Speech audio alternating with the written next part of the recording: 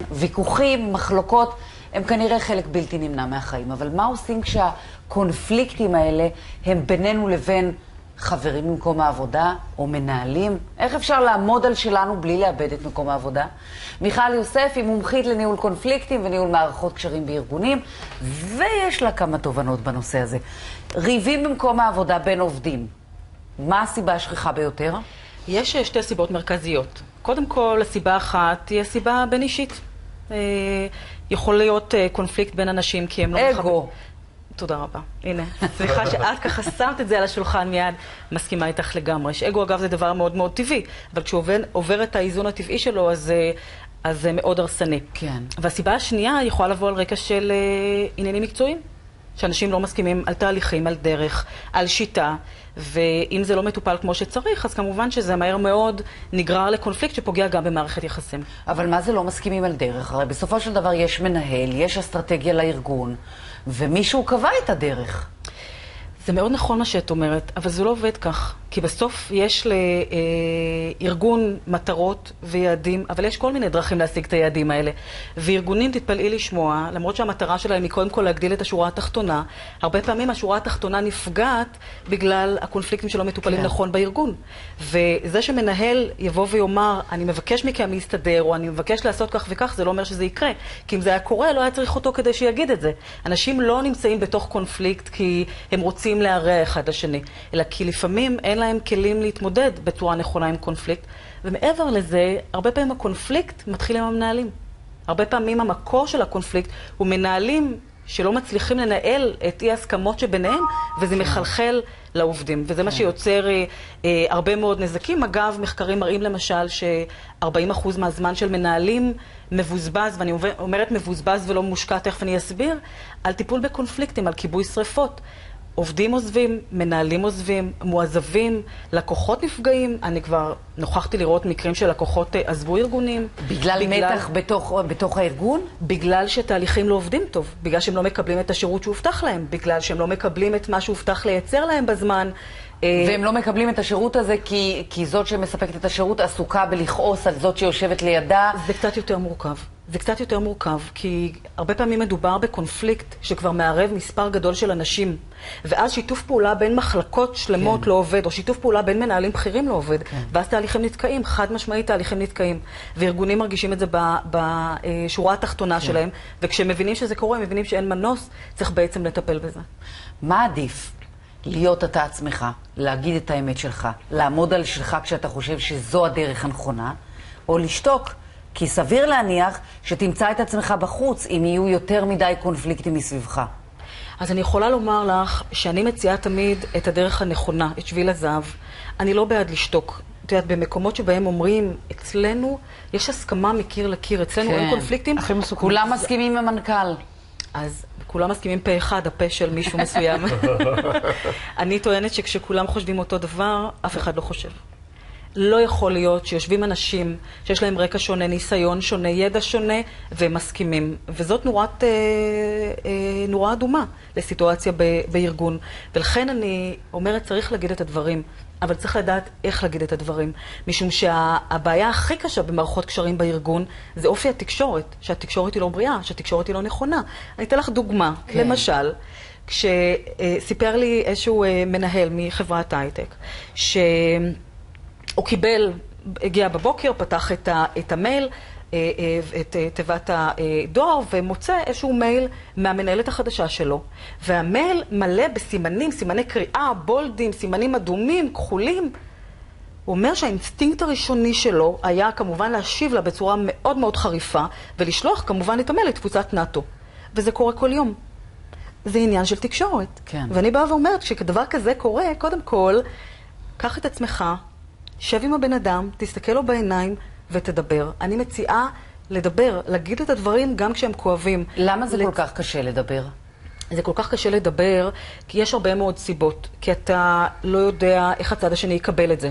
כי יש תרבות של לא להגיד את הדברים, של לטאטא מתחת השטיח. כי הבן אדם שאתה רוצה לדבר איתו, הוא בן אדם שמאוד מאוד קשה לדבר איתו. שהוא כאילו לפעמים פתוח, אבל הוא לא פתוח, כי הוא לא באמת מקשיב לך. כשמדובר במנהלים, שם זאת סוגיה מורכבת. יכול להיות שהפחד הגדול הוא שהוא יענהן לך ויעשה את עצמו מבין, אבל בעצם מאחורי הגב יפעל להעברתך לתפקיד אחר, מניעת קידום, כי אנשים לא כל כך אוהבים לשמוע דעה אחרת מהדעה שלהם. קודם כל, אנשים לא אוהבים לשמוע ביקורת. זה נכון. אני לא יודעת אם אנשים לא אוהבים לשמוע דעה אחרת, אבל אנשים לא אוהבים לשמוע ביקורת. ולצערי, הרבה פעמים הדברים שנאמרים, כן. הם מתחילים קודם כל בביקורת, ואז אני תמיד אומרת שיש איזשהו מסך שקוף שנסגר. את לא רואה בהכרח שהוא נסגר, אבל הוא נסגר אצל הצד השני, וזה אגב, כשאני נכנסת לטפל בקונפליקטים בארגונים, אחד הדברים הראשונים שאני עושה זה להרים את אותו מסך. שבעצם התקשורת תתחיל לזרום, אז התקשורת נפגעת כי יש ביקורת, התקשורת נפגעת כי אנשים לפעמים לא יודעים לתרגם את מה שאומרים להם, ומתרגמים את זה כביקורת כלפיהם, וצריך לשים לב גם במי מדובר. אם מדובר במנהל שזאת ההתנהלות שלו, אז מבוזבז כאן הרבה מאוד כסף של הארגון. זאת אומרת, אם יש דינמיקה קונפליקטואלית סביב מנהל בתפקיד משמעותי, יש כאן בזבוז אדיר של כסף. נכון. משום שהוא מייצר סביבו, אני לא רוצה להגיד מייצר, כי זה לא מתוך כוונה, אנשים לא עושים דברים בכוונה, אבל נוצרים סביבו קונפליקטים, גם עם העובדים, גם עם הקולגות, גם עם המנהל שלו. ולכן כאן צריך לתת יותר כלים לאותו מנהל. ברגע שהוא יקבל את הכלים, לכולם מסביבו יהיה הרבה יותר טוב. זה זר לך לגמרי, עמוס? כן. אתה לבד, במים, אין קונפליקטים, אין אנשים, אין אגו. אבל אני חושבת שהעבודה של עמוס מוכיחה שכללי המשחק הם ברורים, והם על השולחן, אז הרבה יותר קל לעבוד. אז הרבה יותר קל. את יודעת, יש לי חברה שחיכתה כל הזמן לאיזה קידום מסוים, ואז ברגע האמת, כשהתפקיד התפנה, מינו מישהי אחרת.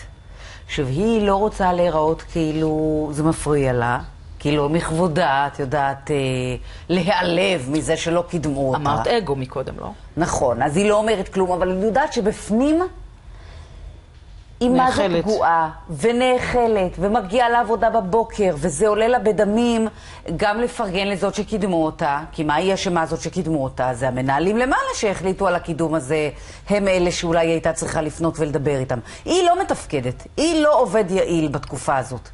עכשיו, אם ייקחו את אותה חברה שלך ויבדקו כמה כסף הארגון זורק לזבל מדי יום, מדי שעה, הארגון ייבהל. קחי את העובדת הזאת ותכפילי עכשיו את הבזבוז הזה בעשרות של מקרים, וארגון ייבהל. השורה התחתונה שלו חד משמעית נפגעת. עכשיו, המסקנה היא לא שצריך לקדם את כל מי שרוצה להתקדם, אבל עצם זה שהעובדת הזאת מאוד מאוד ציפתה וחשבה שהתוצאה תהיה אחרת.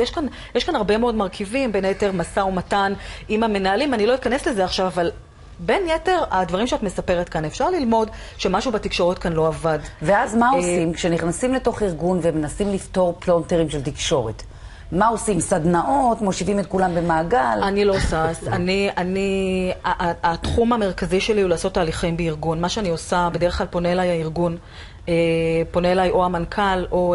בסדר, ואז את באה, ואיך את עולה על הבעיה? אז אני עושה, קודם כל יש לי עבודת שטח ואני לומדת את הסיטואציה, משוחחת עם כמה אנשי מפתח, לומדת במה מדובר, פחות או יותר על איזה נושאים מדובר, לא נכנסת לעומק, כי לעומק אני אכנס אחר כך, באיזה סדר גודל של אנשים מדובר, מי מעורב בסיטואציה, ולא פחות מה ניסו עד היום לעשות בארגון עם הסיפור הזה, ולמה? כי הרבה פעמים מדובר בסיפור ישן. קורה לי המון פעמים שאני נכנסת לארגון, והסיפור הוא סיפור של כמה שנים, ואנשים מאוד מאוד סקפטיים, לא מאמינים שזה יכול להיפטר, ולזה אני קודם כל צריכה לתת מענה, לבנות קודם כל את האמון בתהליך, את האמון בי, וברגע שאנחנו מחליטים, ברגע שאני מחליטה, מי שותף לתהליך, כי לפעמים זה יכול להיות תהליך של 2 מחלקות שמונות מאות אנשים, אז צריך לבנות נציגות מתוך אותם האנשים, שזה גם תהליך מאוד מאוד רגיש. בואי נאמר שנבנתה הנציגות, או בואי נאמר שהקונפליקט יותר צר, יכול להיות גם 2 אנשים, 2 מנהלים, יושבים בחדר, והתהליך מתחיל בזה שכל אחד מספר מנקודת מבטו, ואגב כל אחד זה אומר... זאת אומרת שיחות, בשורה התחתונה עושים פה שיחות כדי לנסות להבין מאיפה... שיחות מאוד ממוקדות. מה שורש העניין? לא... וכמה פעמים השיחות האלה מעלות שמישהו צריך ללכת?